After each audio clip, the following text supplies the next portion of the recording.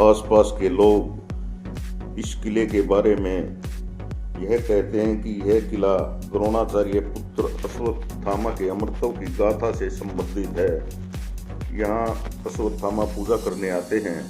ऐसा कहा जाता है कि त्योहारों के दिनों में अश्वत्थामा ताप्ती नदी में स्नान करने आते हैं और बाद में गुप्तेश्वर की पूजा करके अपने स्थान पर वापस चले जाते हैं।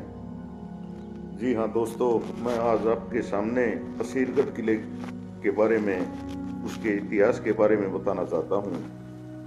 आशा है ये आपको पसंद आएगा। इससे पहले आप मेरे चैनल को सब्सक्राइब जरूर करें ताकि मैं ऐसे ही ऐतिहासिक और प्रसिद्ध किलों के बारे में आपसे बता सकूं। तो आइए चलते हैं असीरगढ़। मध्य प्रदेश के बुरहानपुर जिले में असीरगढ़ का ऐतिहासिक किला स्थित है। यह किला बहुत ही प्रसिद्ध है।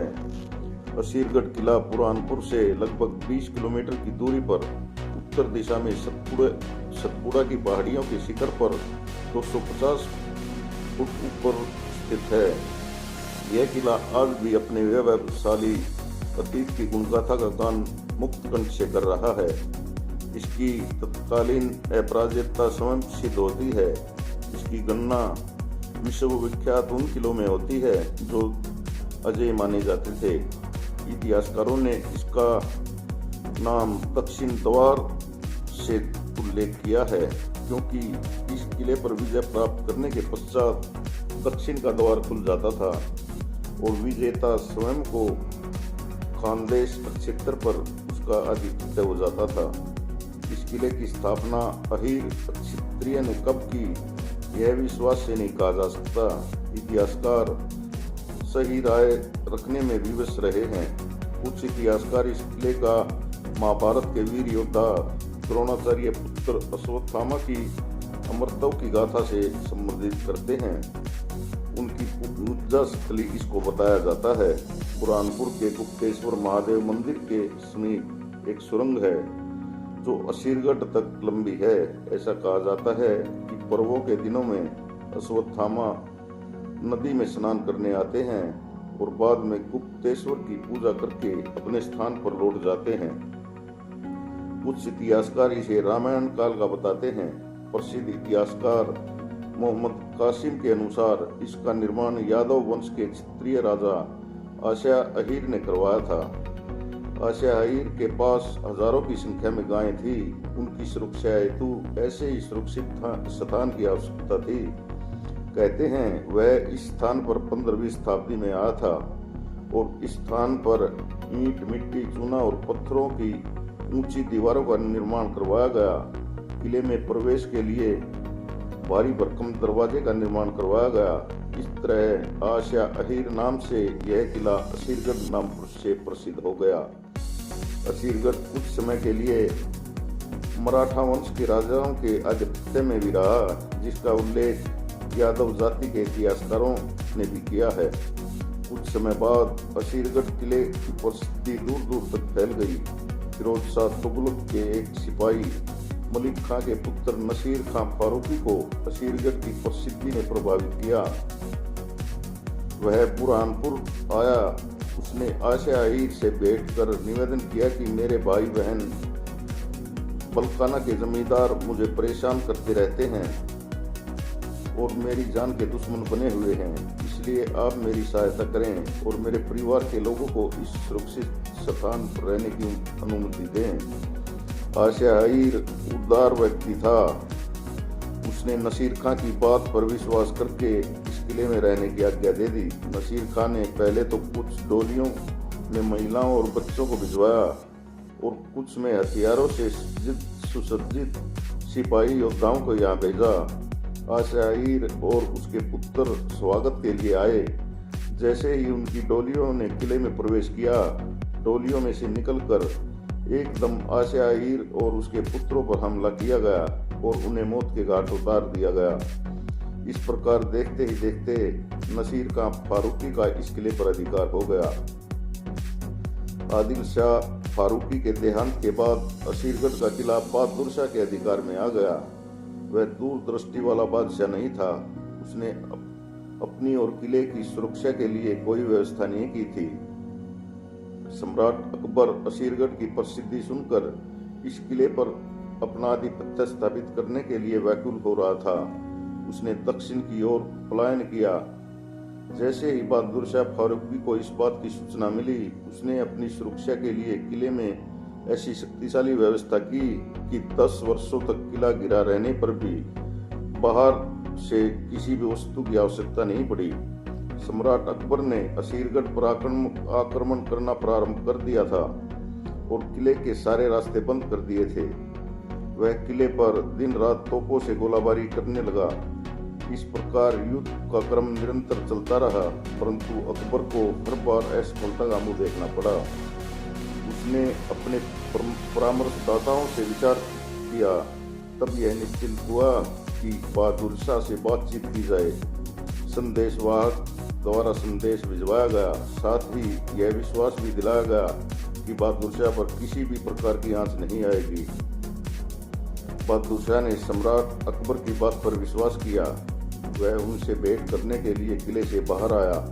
बहादुर शाह फारूकी ने अभिवादन किया और उसके बाद बात प्रारंभ हुई। बातचीत चल रही थी कि एक सिपाही ने पीछे से बहादुर शाह पर हमला कर दिया और उसे जख्मी कर बंदी बना लिया गया। उसने अकबर से कहा, यह तुमने मेरे साथ विश्वासघात किया है। इस पर अकबर ने कहा कि राजनीति में सब कुछ जायज है। फिर अकबर ने राजनीति, दांवपेच और छल कपट से किले के किलेदारों और सिपाहियों का सोना, चांदी, हीरे, मोतियों से मुंह भर दिया। इन लोभियों ने किले का द्वार खोल दिया। अकबर की फौज किले में घुस गई। बहादुर शाह की सेना अकबर की सेना के सामने टिक न सकी। इस तरह देखते ही देखते 17 जनवरी 1601 ईस्वी को असीरगढ़ के किले पर अकबर की विजय प्राप्त हुई और इस किले पर मुगल शासन का ध्वज फहराने लगा। अकबर की सेना ने बहादुर शाह के पुत्रों को बंदी बना लिया। अकबर ने बहादुर शाह फारूकी को ग्वालियर के किले में और उसके पुत्रों को अन्य किलों में रहने के लिए भिजवा दिया।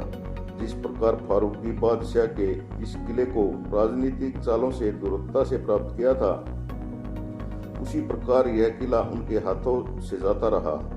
इस प्रकार असीरगढ़ और बुरहानपुर पर मुगलों का आधिपत्य हो गया और फारूकी वंश का पतन हो गया। प्रसिद्ध इतिहासकार फरिश्ता लिखता है कि अकबर जैसे बादशाह को भी असीरगढ़ किले को हासिल करने के लिए सोने की चाबी का उपयोग करना पड़ा था।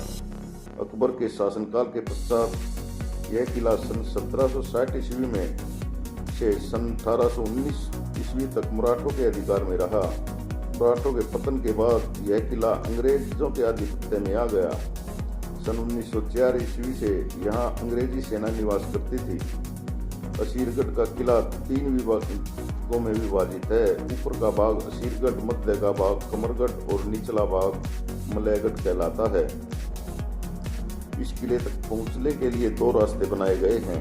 एक किला पूर्व दिशा में, एक रास्ता पूर्व दिशा में है जो एक सरल और सीढ़ीदार रास्ता है, और एक दूसरा रास्ता उत्तर दिशा में है जो अत्यंत कठिन और कष्टदायक है। यह मार्ग वाहनों के लिए है। वाहन की सुरक्षा के लिए रास्ते में दोनों ओर दीवार बना दी गई है। यह मार्ग एक बड़ी खाई के पास समाप्त हो जाता है, जहां एक बड़ा फाटक नजर आता है जो मदार दरवाजे के नाम से प्रसिद्ध है। किले की ऊंचाई देखकर आदमी की हिम्मत बैठ जाती है कि इतनी ऊंचाई पर चढ़ना कैसे होगा, परंतु किले को देखने की इच्छा शरीर को स्फूर्ति देती है और नई शक्ति और उत्साह भर देती है।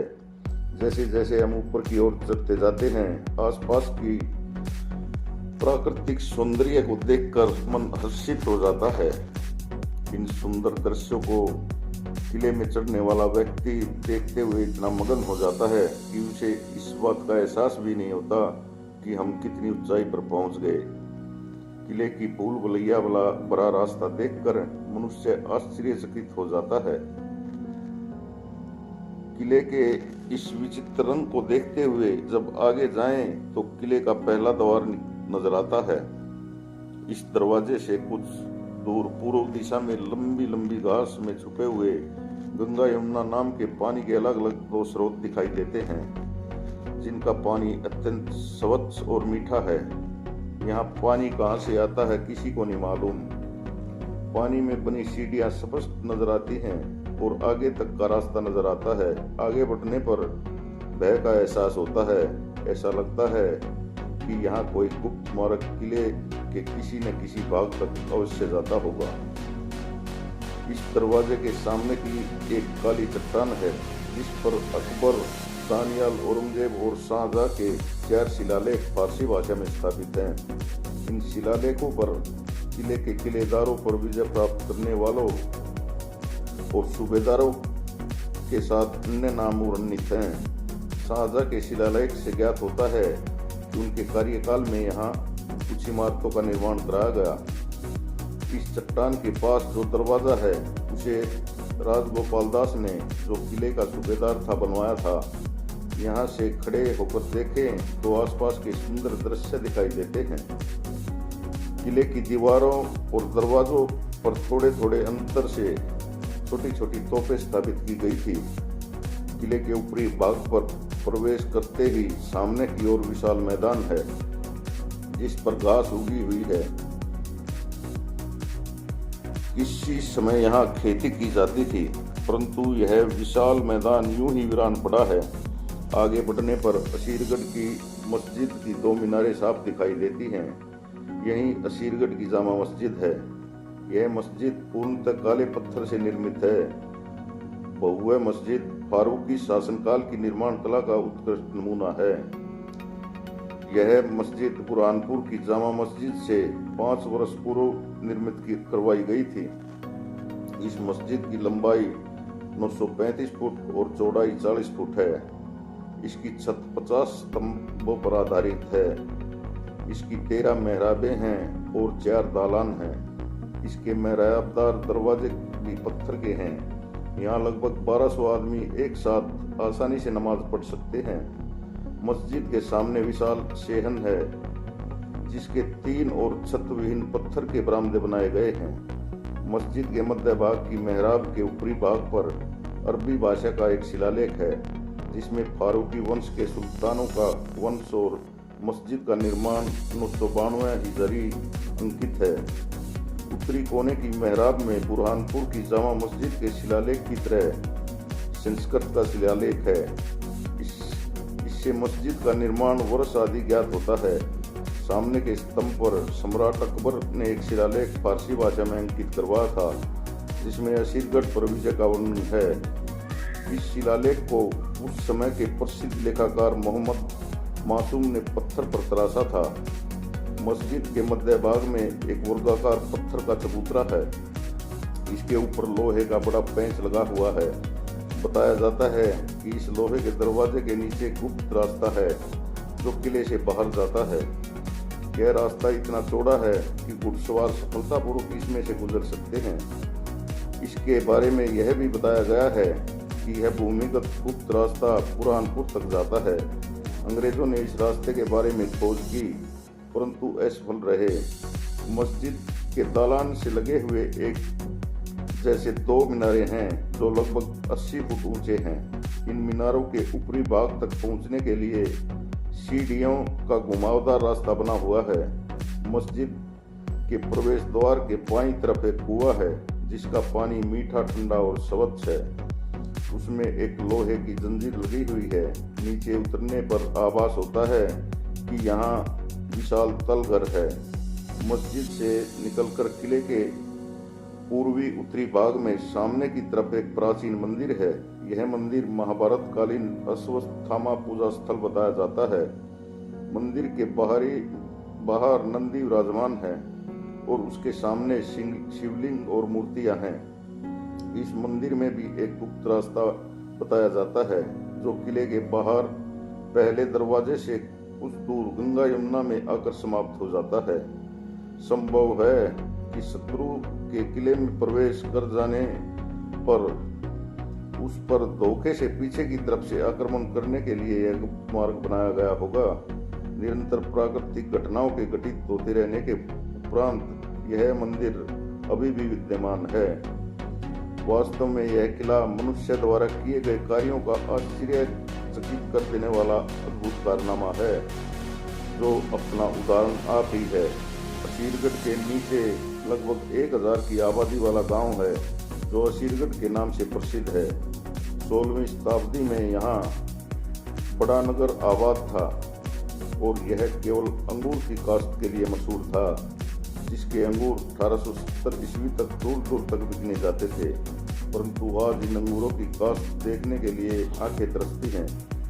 इसकी जगह महुआ की काश्त ने ले ली है। ग्राम असीरगढ़ में फारूकी काल की छोटी सी मस्जिद है। मस्जिद के अंदर की दक्षिणी दीवार पर एक शिलालेख लगा है, जिस पर आयतें अंकित हैं।